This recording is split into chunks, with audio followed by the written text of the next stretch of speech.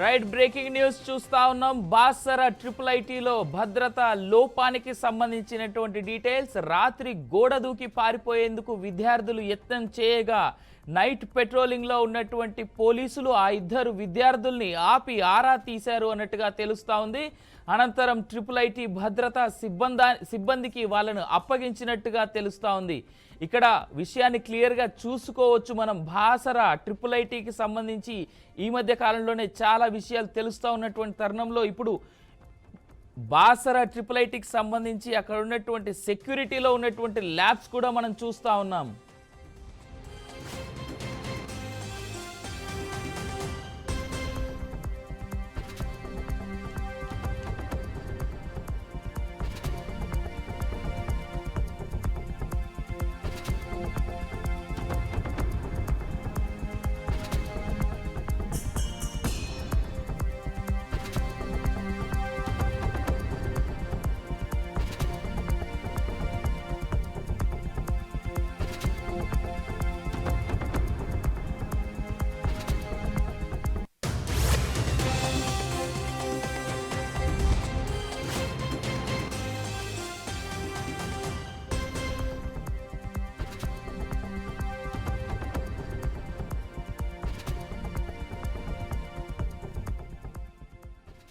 బాసర ఐఐటీలో భద్రత లోపాన్ని మరోసారి బయట పెట్టినటువంటి సంఘటనగా మనం చూసుకోవచ్చు. బ్రేకింగ్ న్యూస్ చూస్తా ఉన్నాం.